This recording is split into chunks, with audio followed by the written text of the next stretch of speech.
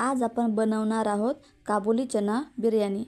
नमस्कार मंडळी, सुलभाच तडका या यूट्यूब चॅनलवरती तुमच्या सर्वांचं खूप खूप स्वागत आहे। चला तर मग रेसिपीला सुरुवात करूया। इथे आपण काबुली चना 4 ते 5 तासासाठी भिजवून घेतलेले आहेत। आता आपण हे काबुली चणे 70 ते 80% उकडून घ्यायचा आहे। तोपर्यंत आपण एका बाउलमध्ये 1 ते 1.5 वाटी बासमती तांदूळ घेऊन तो तांदूळ 2 ते 3 वेळा स्वच्छ धुवून घ्यायचा आहे। तांदूळ स्वच्छ धुवून झाल्यानंतर त्या तांदळामध्ये आपल्याला पाणी टाकून हे तांदूळ 10 ते 15 मिनिटांसाठी भिजवत ठेवायचा आहे। दुसरीकडे आपण 1 वाटी दही घेऊन त्यामध्ये हळद, धने पावडर, लाल तिखट, छोले मसाला आणि गरम मसाला टाकून छानपैकी हे मसाले दह्यामध्ये मिक्स करून घ्यायचे आहेत। इथे आपले मसाले दह्यामध्ये सर्व मिक्स करून झालेले आहेत आणि आपले चणे सुद्धा छान उकडून झालेले आहेत। तर आपण बिर्याणीला फोडणी देऊन घेऊयात। त्यासाठी एका कढईमध्ये 2 ते 3 चमचे तेल टाकून त्यामध्ये खडा मसाला टाकून परतून घ्यायचा आहे। नंतर आपल्याला यामध्ये एक बारीक चिरलेला कांदा टाकून छान परतून घ्यायचा आहे। कांदा छान गोल्डन ब्राऊन होईपर्यंत परतून घ्यायचा आहे। इथे आपला कांदा परतून झालेला आहे। आता आपण यामध्ये अद्रक, लसूण आणि कोथिंबीरची पेस्ट टाकून छान परतून घेऊयात। आता आपला कांदा आणि ही पेस्ट छान परतून झालेला आहे। कांदा सुद्धा छान गोल्डन ब्राऊन झालेला आहे। तर आता आपण यामध्ये एक बारीक चिरलेला टोमॅटो टाकून घेऊयात आणि छान परतून घेऊयात।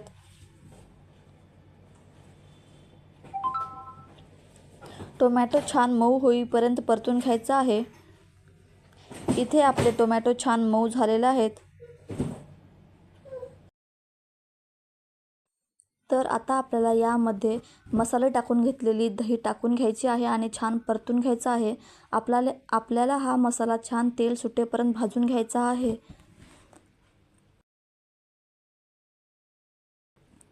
आता या मसाल्यांना तेल सुटलेलं आहे। तर आता आपण यामध्ये उकडून घेतलेले चणे टाकून घेऊयात आणि छान मिक्स करून घेऊयात।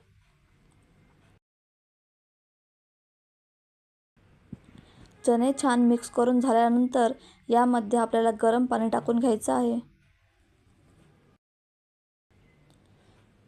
गरम पाणी टाकून छान मिक्स करून घेतल्यानंतर आपल्याला या पाण्याला उकळी येऊ द्यायची आहे।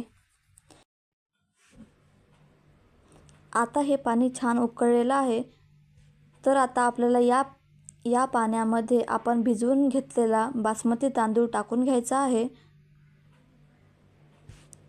तांदूळ टाकून झाल्यानंतर आपल्याला हे तांदूळ छानपैकी मिक्स करून घ्यायचं आहे।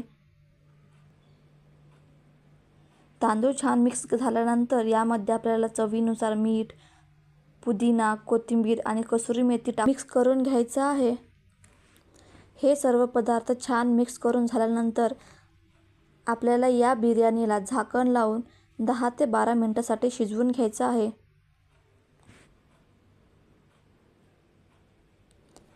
10 ते 12 मिनिटांनंतर आपली बिर्याणी छान अशी शिजून तयार आहे।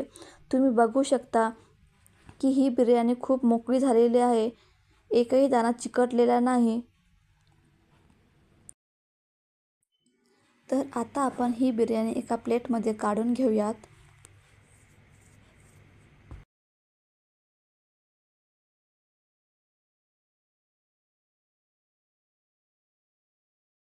तुम्हाला जर रेसिपी आवडली असेल तर सुलभाच तडका या यूट्यूब चॅनलला लाईक, शेअर आणि सबस्क्राईब नक्की करा।